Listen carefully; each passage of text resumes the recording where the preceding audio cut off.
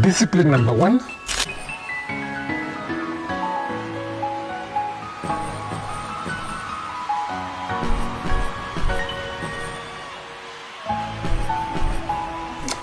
Valdez, one of the former international boxers wa Kenya, na nimebox a box for Kenya team, nimebox for Danish team, nimeishi Denmark miaka mingi. So nikiwa Denmark pesa nilikuwa na represent hata Denmark kwa mchezo zingine. Wana dual citizenship hiyo. Kitu kama hiyo.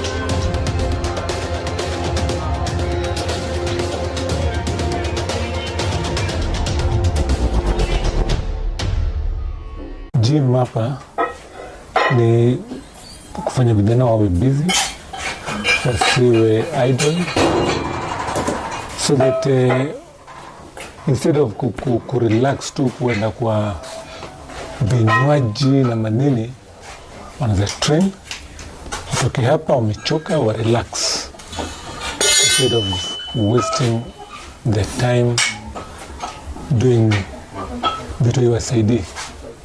Na kuna ile group inakuja asubuhi. Sasa ile inakuja asubuhi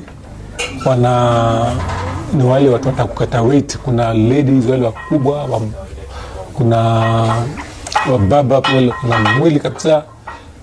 Sasa wana keep fit, wanapunguza hiyo weight na inawasaidia pia roho inapiga vizuri. Unajua ile cardiovascular training ni muhimu kabisa. Kwa hiyo because watu wengi siku wanakula tu, hawaangalii diet yao. But sasa ukiwa unakula na una train na balance, so iko sawa. Hii gym ilianza 97.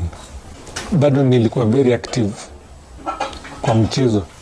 Bado nilikuwa na box. Hii compound nikaona afadhali iwe ni gym yangu. Hii ilikuwa ni yangu peke yangu. Ni vile tu vijana walianza kuona kuna gym pale, hasa watu wakaanza kuulizia naweza kuja kutrain hivyo pole tu. Otherwise ilikuwa tu ni it was mine, but with time sasa ikawa sasa hakuna uwezi kujapo kwa mlevi. Na hata kutoka nje nawaambiaga nikikupata kivuta banki I deal with you, utadeal na wewe bila mimi najua. So wanajua hawawezi jaribu. Pia kuna wale wamepata kazi through training. Alafu kuna wale walikuwa nabeba machuma hapa, wengi ni mabouncer town, wameandikwa kwa mahoteli huko. Then kuna wale wa boxing, pia kuna wale wameandikwa polisi, kuna wale wameandikwa jeshi, so wanajisaidia. Tukiwa shule kulikuwa na wale mabully beef. Sasa role model ilikuja baadaye kabisa, ilikuwa ni kujitetea. Unajua zile mashule tulikuwa nasomea pale Pumwani pale. Hizo madokta Agri, St. Bridget's, Muslim. Shule kulikuwa na mabuli kutoka majengo huko nini. So mmoja nitoka shule nikipitia St. Teresa's, niko na mali watu wana train boxing. Sasa nikaanza. Brother mkubwa kumbe pia alikuwa na box. Kuja kaandikwa GSU. Sasa mimi pia nikaendelea kibo. So within a short time nilikuwa sasa na mingle na wale maboxers wanacheza hali ya juu. Kama bado mimi ni mdogo kabisa, kama bado nilikuwa 13-14. Lakini walikuwa wananiambia unaweza kuboksa mzuri. Walikuwa naona tukienda unaweza cheza. Nikapata coach yule alikuwa serious na boxing, na akaanza kunipeleka tournaments, nikaanza kucheza. In fact nilianza kucheza nikiwa na 14 years. Nikiwa 17 nimekuwa champion wa intermediate. Na najua intermediate ndio second highest. Kutoka intermediate tunaenda Kenya Open. Sasa hiyo nilikuwa na 17 already nilikuwa champion. Sasa bado ni champion. Sasa hata nilikuwa ile Olympics 1980 nilikuwa nimeitwa kwenye selections. Shortlisted. Ingawa nilikuwa shule. So sikuenda for trials hizo. But by the time kumaliza shule I was for name. Sasa hata job sikutafuta. Wakati nilianza tu hivi polisi walikuwa kuniandika. So walikuwa wananiambia wewe uko na talent, wewe tutakuandika. Niliambiwa hakuna mpaka umalize shule masomo kwanza. So nilisoma mpaka form 4 na ndio nikaandikwa. Ilikuwa footballer mdeadly. Ulikuwa footballer pia? Na wengi ma world championship za nao uwezi pinpoint mmoja. Kila mmoja alikuguza vingine. Sitataja jina. Kwa sasa ni mababa za watu. Watoto unajua kila dada anambia kwa alikuwa mkali yeye. Lakini sasa kuna wengine niliwachapa sana. Nilikuwa nimejipatia kazi kutembelea vilabu za Nairobi. Rafiki yangu tu anaitwa Ayub. Alikuwa prison, sasa anafanya prison. Tukakaa night, tukaongea siku moja, tukasema vile boxing nirudi chini, tukaelewana, tukakuwa tunatembelea vilabu. Tuonyeshe basic boxing standards. Unajua kitu inafanyika na boxing sasa. Kuna mtu anajitokeza anataka kutunisha boxers. Yeye hizi basics hazijui. Na once boxer anaanza boxing bila hizo basic kujua, atafika mahali. Anaanza akawa ule coach anamwambia boxing unapiga tu mtu na nguvu. Anaanguka. So hiyo unamwambia akawa labda alikuwa na nguvu yake binafsi akafanya, lakini with the time wale watu wako na technical part of it atampiga kama bag, hata kawacha because atakuwa sasa napigwa kila mara anashindwa, anasurrender, na bado yeye ni myang, lakini unapata amewacha. Kuna watu wanacheza boxing. Suleiman Bilali ni entertaining movement. You have to know when to hit, when to move away. Ukiatakiwa una move where, una move side gani, hizo. Sasa kuna hizo lazima ziwe, na hizo ndio makocha wengi huwa wafunzi na wajui. Si makosa pia si yao, because nobody pays them. Wamejitolea kusaidia, wanaenda kwa majimwa. Amekuwa mahali amelibox kidogo, sasa kuna gym na anaishio area, anaanzisha boxing. Sasa hizi basic hawajui. Sasa kitu hiyo tunajaribu kuongea na watu, tuanzishe hiyo kwa makoches wafunzwe where to start. Na with basic akianzia, anaenda kigura kidogo vitu, unamuongezea, tunamwambia atajua kupiga hooks na uppercut. Zinakuja sasa automatically. Bila ana grow boxing. Ni outwit your opponent. Unakuwa smart. Kwa hivyo unacheza smart. Hakuna njia nyingine. Smart. In fact mimi nilikuwa nikicheza welterweight. Lakini wengi walikuwa wakubwa. Kwa mwili kunishinda. Wengi wa welterweight. Lakini nilikuwa nawapiga kama bag. Lazima unakuwa sharp. Unajua saa ingine na mtu mjui, you have never seen him. Lakini ukianza keep distance, ujui power yake maliko.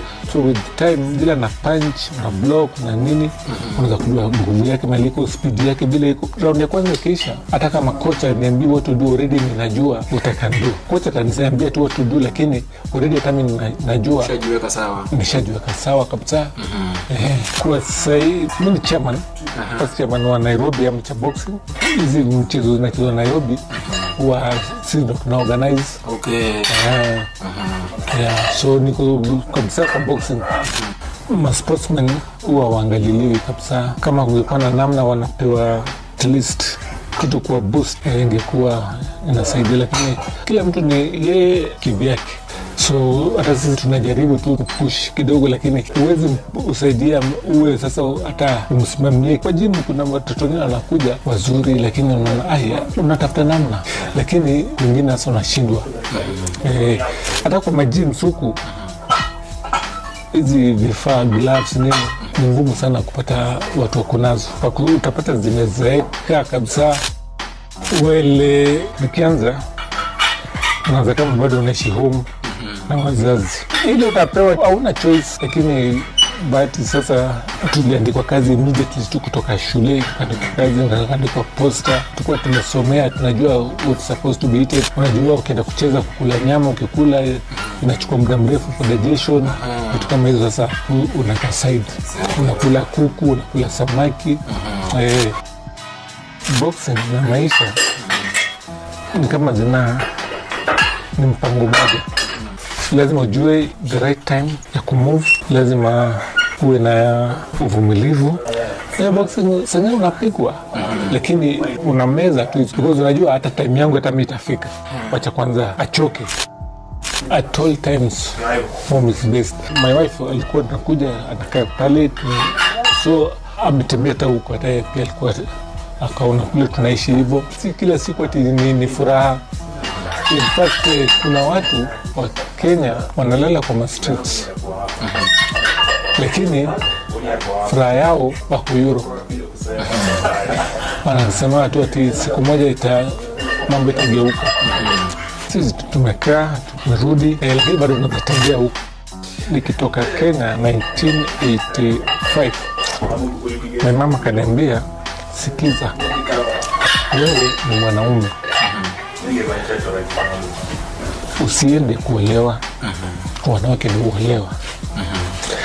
Wakienda mali wanaishi huku, wewe ni mwanaume. So nilikuwa nakujaga 9 months Europe, 3 months Kenya, all throughout for 25 years. Well, kuna saa zingine matrofi zingine huwa zinabaki hata kwa kampani unafanyia, wanachukua. Europe mara mingi unapewa zawadi yako. So zangu mingi ni za Europe. Kenya nafikiri nimepata haijapitisha 3 ama 4.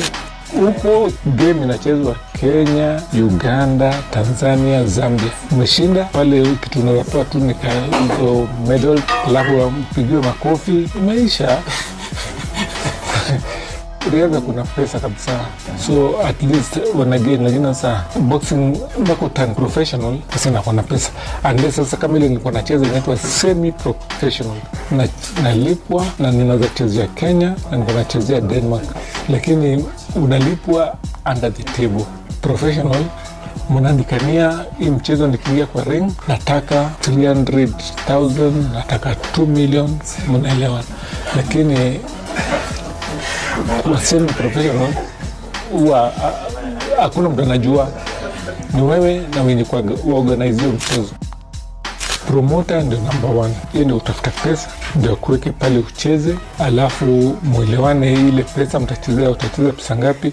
And then kuna mtu anaitwa manager, kulaga 10% of whatever umepata. And then kuna watu wengine wanaitwa watu wa sparring partners, pia unawalipa. So hiyo pesa ma professional pia inapitia mikono ya watu wengi. Manager utamlipa, in fact atachukua juu kwa juu, ana negotiate. Promoter anampatia, ndio hiyo ndio kufikie. Kuna hao wengine sasa watu wa sparring, kuna mtu kushikia pads, unawalipa wote.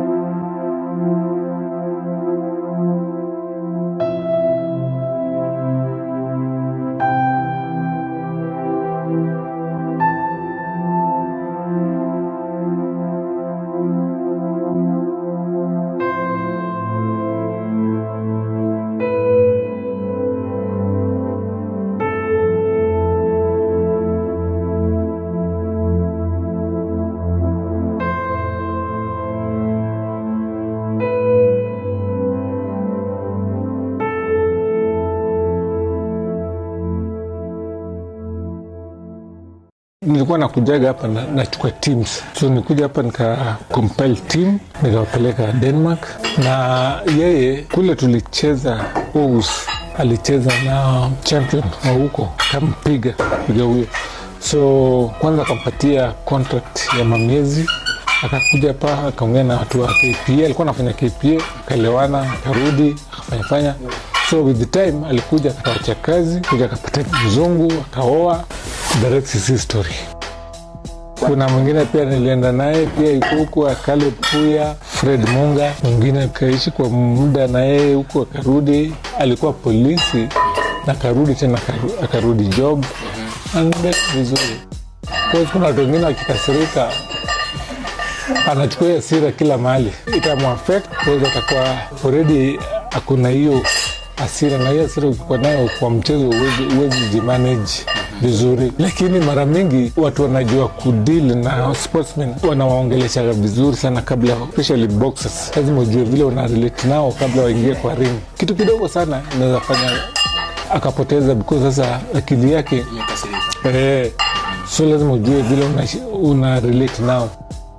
Vijana hata kwa manyumba utapata mtoto anaambia mama yake, mama hivyo mimi siwezi kubaliana nayo. Lakini kitambo mama akisema fanya hivi unafanya. Hiyo pia imekuwa tu ni kwa sports pia. Mimi nikicheza, coach alikuwa ananiambia wewe uwezi cheza weight nyingine, weight yako ni light fly. Light fly ni 48 kilos na mimi na weigh 56, lakini ananiambia mpaka ni make 48. So utakuwa na uende kimbie mpaka Kiambu, kutoka Isili mpaka Kiambu, urudi upigishe mapat manini, inafika mahali anakwambia sasa ukuli kitu una maintain. Saizi siku hizi hawa watoto hakuna ule anakata more than 6 kilos, hawezi kubali. Na 6 kilos akitrain na nguvu already anakata 3. Sisi tuko nakata almost 10 kilos ukuli chochote. Mtu amekonda huko kabisa, the weight kujipenda imekuwa sana. Watoto siku hizi huwezi kwa kimi ni flyweight, anawe 52 kilos, flyweight ni 52 kilos, akusuppose awe light fly cheze 49, anaambia hiyo msiwezi kata. So kwa bila utata kucheza kwa ring, sawa, ni kama wewe ni mzuri na kuna mwingine kwa hiyo weight unamwacha naenda. Niko Koth huyo sasa Mandelev kabisa iko ako kabisa. Sasa kimataifa huwa wanabadilika haraka sana because mali yuko, labda hata hapa tu Uganda kuna boxer wengine wazuri sana kama huyu wetu Nick aliqualify Olympics. Utafikiri mtu ni mzuri kweli because unamwona yeye tu, lakini you are supposed to see him with another opponent. From there ndo unajua mali unamgauge. Kila nini mama ujua mtoto wake ndio boss, anaweza chapa watoto wote nje. Sasa itaibu kwa coaches anasema huyu wangu ako sawa. So lazima waende wacheze exposure hivyo ndio you can know where they utawaweka. Ring ya boxing ina cost 600,000 na hiyo ni from South Africa. 600 alafu ndio ishipiwe kuja hapa. Lazima uwe ni klabu moja kuna uwezo. Moja ilikuwa imetengenezwa kitambo, posta walitengenezesha na ilikuwa 300,000. Naona bado ni pesa mingi. Tuseme sasa sisi na wewe tumeshikana, tunataka kuchezesha tournament boxing. Kuhaya ring kutoka Umoja. Hapa Umoja tu kuna ring ya Deuri. Hiyo ya Deuri kutoka hapo mpaka Pakayole ni 15,000. Hiyo ni vile umetengenezewa bei, inaweza kuwa over 20. Hata gloves za boxing pair moja ni 4,000, 4,500. So ukiwa na ile inaitwa set ni 10,000. So boxing ni expensive na vitu zake ni expensive. Kuna wakati vitu zingine zinafanyika unashindwa what is happening. Maofficials walikuwa si watu wazuri sana saa zingine, lakini kwa vile sasa siku hiyo sisi ndio tulikuwa ndio watoto ama ndio vijana, kulikuwa na decision zingine wanatake zile zikukuwa nini sana, lakini because ulikuwa una mali ya kwenda inaenda hivyo. Well, nchi ya Kenya hatuwezi nini because it has always been like that, so huwezi sema sasa ni wakati yako nimekuwa wamekuwa wakifanya hivyo all along. Stadium zingetengenezwa, hiyo pesa, sports pesa ilikuwa pesa mingi, sikuwa sasa watu wale walikuwa wanazishika hawana sports at heart. Kama uko na nia mzuri ingefanya kazi mzuri, hata watu wa sports pesa wangefurahia. Inatakikana kuwe na technocrats wale pia wanasaidiana nao, yani huyu mchezaji ambaye ako na hiyo experience what's supposed to be done, yeye anaambia hao watu nataka hivi na hivi ndio ifanyike. Sasa wale ndio wanafanya kama ni vitu za kutoka nje, wanafanya ordering zinakuja. Kuna watu wamekuwa kwa sports hawezi deal na big money, yeye ana lead way, lakini ule iko pale anaambia sasa tumekaa chini tumeona hii na hii tunataka bei yake hivi na hivi, so wewe fanya mambo ya shipping na kila kitu, hizo vitu zikuje. Mtu hajakuwa kwa sports anakuja ana vitu za sports, yani ni kama yeye ni overall kila kitu na ni vitu ajui, has never been there. Hiyo ni shida. Kwa hivyo ng'ambo pengine ni hivyo, ng'ambo ni hivyo, wanasikiza au watu wamecheza, wanaitwa wanakalishwa chini na wale watu wanaongea nao vizuri na wanapewa pia ile heshima.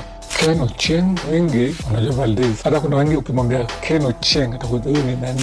Kama uwezi express bila unataka, anakuacha tu kwa njia kila tu dance naongea kidogo ndio anakuuliza muongei basi. Sasa yeye ajui bila mtelana, na hiyo ndio lugha lazima kila mtu ajue. Ukitaka kufanya uandikwe kazi mpaka uwe unajua hiyo lugha. What do you do for a living? Unafanya nini? Ananiambia mimi nasoma. Naambia that is good. Kama unasoma shikilia shule. Uko klasi gani? In fact wale wako standard 7, 8 naambia wewe kwanza ufanye exams, ukirudi boxing kwa hapa tu utaendelea nayo. Kwa sasa waste hiyo time yake kwa training akuje fail, wazazi wengine watamwachilia tu. The best way kusaidia vijana nakwambia lazima uweke shule kwanza mbele, alafu zingine zifuatilie. Sisi tuliandikwa watu wengi, tulikuwa kama watu 8 boxers, tukamwajiri mmechukuliwa kazi. So from there ndio unaitwa, unaambiwa wewe karatasi zako za shule ziko wapi. So ukileta karatasi yako ya shule ndio unaplesiwa kwa mali utafanya kazi. Ilikuwa ni kushangaza, wengine wetu wale tulikuwa tunacheza nao walikuja kwa messengers, wengine wanapika chai. Ilinishangaza kabisa. Tukaona kweli umuhimu wa shule lazima ikuwe mbele, because kama bila papers ni messenger. Tulienda na timu ya Kenya first, tukacheza huko, nikakuwa best boxer. Wala Danish wakasema wataka nibaki, so nikamwambia okay, siwezi baki hivyo, kwanza nirudi alafu ndio nikuje. Wakasema haina shida, nirudi hapa, nikajipanga nikaenda. Ikawa naenda shule na ninafanya kazi supermarket, na unakuwa mahali wale watu wazee wanakuja hawajui kizungu. Sasa vile unaenda shule unakuja una learn, una practice nao, nakwambia vile wanataka you learn very fast. Wana systems nzuri, practical kabisa. Shule unaenda saa 8 asubuhi, niko pale from 6 mpaka midday. Saa 8 klasini soma kideni. 1982 ndio nilikuwa nimetoka shule. Na ndio ilikuwa na curfew ya ile kupi ya 1982. Haikukaa sana. Na wale polisi hawakukuwa vile juzi ni mwanao wanatandika watu hivyo. Kwa sisi tulikuwa tunatembea nje na kulikuwa na curfew. Nyakati hiyo kitu ilikuwa inaitwa kipindupindu.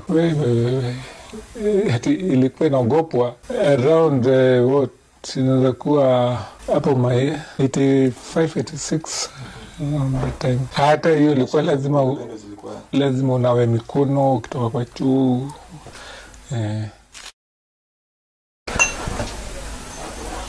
Mimi ya Denmark naona imeandikwa Battle of the Brave. Hii kukuwa rahisi, ilikuwa ni vita kali.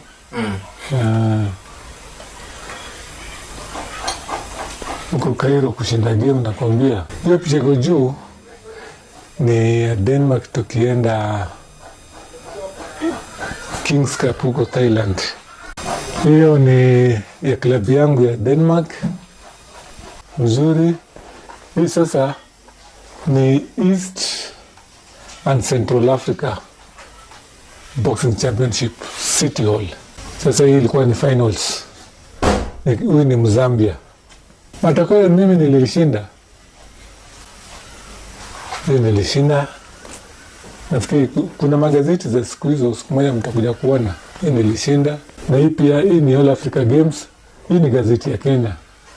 Hii ilikuwa inaitwa nini, Kenya Times. Hii ni klabu yetu ya Denmark nikiwa natarishwa niingie kwa ring. Na hiyo sasa ni Danish Open. Kando na wewe kwa hii familia yako, kuna mtu mwingine ambaye alijihusisha na spoti? Hao jamaa wote ni masportive, lakini sasa hawajachagua nini wanafanya seriously, lakini wanafanya tu ya kufanya. Madam ni coach. Zoni zake. Alishinda akiwa wapi? Amesafiri kwingi.